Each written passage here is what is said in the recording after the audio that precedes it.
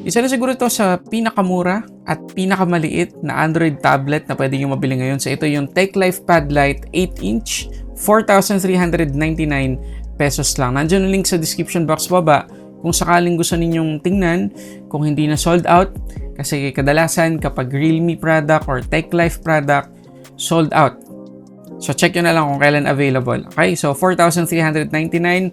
Bago natin i-review, unbox muna natin. Okay, so ito yung box ng TechLife Pad Lite 8-inch. Ayan, so as expected, maliit lang yung box kasi nga 8 inches lang yung tablet na to. So pag open natin, ang unang bubungad sa atin ay yung mismong tablet. So yung nandito sa atin ay yung champagne gold. Pero kung tutuusin, hindi siya talaga gold in person, para siyang beige. Ayan, tapos ang isa sa kapansin-pansin dito sa tablet na to, meron siyang bilog dito parang sa CMF phone. Yan. So, pwede natin tong tanggalin. Okay? At pwede tayong maglagay ng accessory. Siguradong in the future, dadami pa yung pwede nating maikabit dito. And, pero sa ngayon, ang pwede nating maikabit dyan ay yung kasama dito sa box na detachable stand. So, yun na yung unahin natin. So, nandito yan. Ito yung itsura niya. Ayan. So, pwede natin siyang itayo. Ayan. Talagang pwede natin siyang gawing stand kung sakaling manonood tayo dito. So, kabit ko lang. Yan. So, ganyan siya.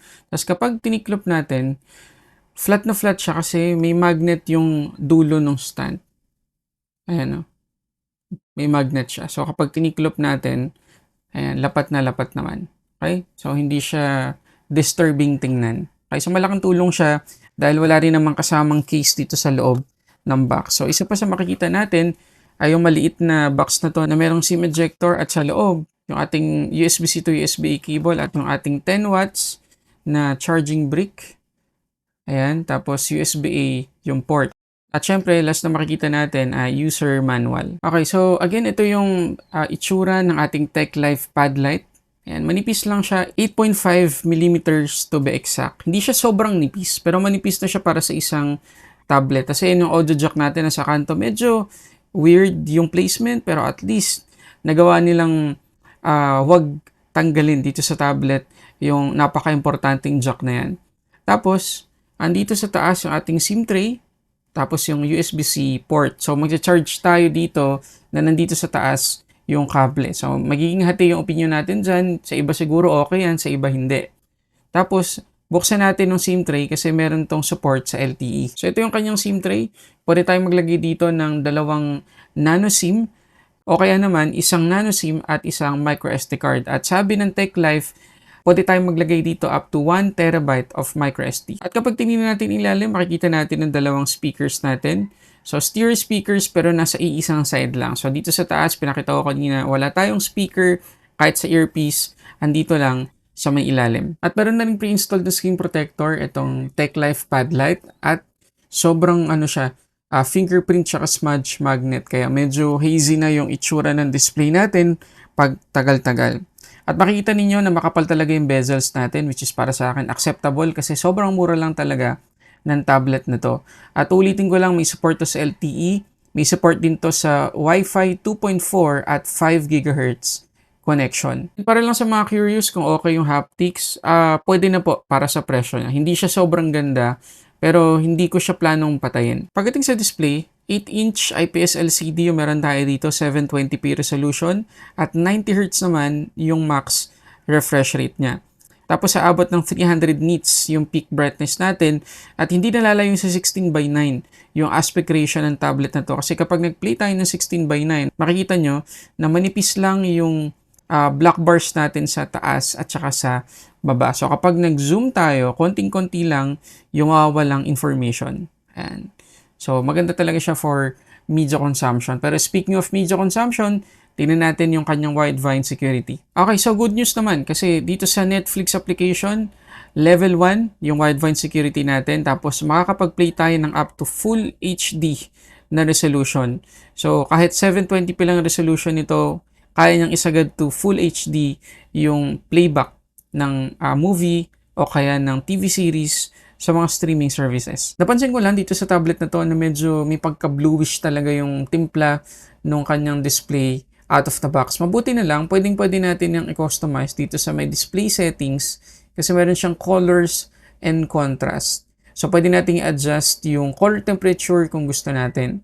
Tapos, meron pa siyang adjustment para sa screen refresh rate, pwedeng auto, 60 at saka 90. Pero kapag tinignan natin dito sa testufo.com, naka-fix lang talaga siya to 90 Hz or 90 FPS kahit naka-auto tayo. So, malaki-laking consumption yan sa battery. Sana lang, makuha pa nila sa mga susunod na software updates na kapag hindi kailangan mag-90, bababa lang siya to 60. Ayan, kita nyo, naka-steady siya to 90 kahit hindi na natin ginagalaw yung display. However, napakalaking good news niyan para sa ganitong presyo ng Android tablet na mataas yung refresh rate na inilagay nila. Kahit maglagay sila dito ng 60 Hz lang na refresh rate, magiging acceptable pa rin para sa presyo. Ayan, no? Napaka-smooth ng animation natin kapag nag-i-scroll tayo dahil dun sa 90 Hz na refresh rate. So, thumbs up naman sa TechLife dahil sa addition na yan. Pero ang isa sa pinagmamalaki talaga ng TechLife dito sa kanilang TechLife Pad Lite ay yung battery capacity kasi 6,000 mAh yung inilagay nila dito. Sa totoo lang kaya pa nilang maglagay dito ng 7,000. So, yung 6,000 na yun para sa akin sapat na sapat lang. At makikita natin yan dun sa mismong SOT na nakuha natin dito sa tablet na to. So, check natin. Ayun, tingnan nyo naman guys. Almost 12 hours lang yung nakuha nating SOT. Kagaya na palagi kong sinasabi, ang considered para sa akin na magandang SOT para sa isang Android tablet ay nasa 10 hanggang 12 hours. Yung 8 to 10, medyo acceptable pa yan. Pero yung more than 10 hanggang 12, pwedeng-pwede na talaga. So, pasok naman siya doon. However, sa liit ng tablet na to, mas maganda siguro kung mas mataas pang SOT na kuha natin dyan. Pero sana mag-improve pa yan sa mga susunod na software updates. Pero hindi kasi prinamis ng TechLife kung ilang security patches, ilang major Android upgrades yung pwedeng matanggap nito. At sa sobrang mura ng tablet na to, mahirap nang umasa na makakatanggap tayo ng ganong katagal na software support. Pagdating naman sa charging, 14 to 100%, 3 hours and 22 minutes ko na charge yung tablet na to. Ngayon pagdating sa performance, itong TechLife Pad Life ay naka TechLife Pad UI 15 out of the box on top of Android 15. Unisoc T606 yung kanyang chipset, 4GB yung kanyang physical RAM, 64GB na eMMC naman yung kanyang storage. At kagaya sinabi ko kanina, pwede tayong maglagay dito ng up to 1TB na microSD. Tapos meron pa siyang virtual RAM up to 4GB. Nilinaw naman ng TechLife sa box pa lang nitong Pad Lite nila at kahit sa Shopee page ng TechLife na 4GB lang talaga yung physical RAM pero baka lang ma-overlook ng karamihan sa atin kasi kapag nag-post sila 64 or 8 plus 64GB yung nakalagay. Tapos may asterisk, parang ganun. So, keep in mind lang na 4GB lang po talaga yung physical RAM ng tablet na to. Naging 8 lang dahil sa additional na MEMfusion or virtual RAM na up to 4GB. Ito yung Antutu score na nakuha natin dito sa TechLife Pad Lite kapag hindi natin ginamit yung memory fusion. 237,393. Ngayon, kapag ginamit naman natin, 241,374 na yung score. So, talagang malaking tulong naman yung virtual RAM ng tablet na to. So, I suggest gamitin nyo. Hindi ko sinasuggest na gamitin nyo for gaming itong tablet na to kasi mababa lang talaga yung specs. Pero if ever na maglalaro kayo dito ng mga casual game, makikita nyo naman dito sa Asphalt na kayang-kaya. Wala akong napapansin na malaking frame drops or struggle sa kanya. Kayang-kaya niya guys. Smooth naman siya overall. Ayan o. So yes, pwede siya for casual gaming or basic na gaming. Pero yung mabibigat, wag yun ang asahan na magka-perform na maayos ang Unisoc T606. Okay, so ito yung ating selfie camera dito sa TechLife Pad Lite. At medyo awkward yung placement ng kanyang camera. Parang hindi siya meant for landscape video calling kasi kita nyo naman. Titingin ako sa display. So, ayan. Di ba? Medyo awkward kasi dito na sa gilid kapag naka-landscape mode.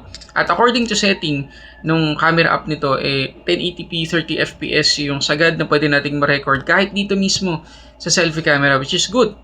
Pero considering the quality, parang hindi 1080p yung quality kasi grainy na siya. Kita niyo naman, ang kalat na ng ang dumi na ng quality. Pero kahit na ganun, para sa presyo, hindi na tayo magreklamo. Okay na po yan. Okay, so yun na lahat yung mga gusto kong i-share tungkol dito sa napakamurang tablet ng TechLife at isa na siguro sa pinakamurang decent na Android tablet na pwede nating ma-consider bilhin sa ngayon. So again, 4,399 pesos yung presyo nito. At para kanino ba yung tablet na to? Well, para pa rin to sa lahat.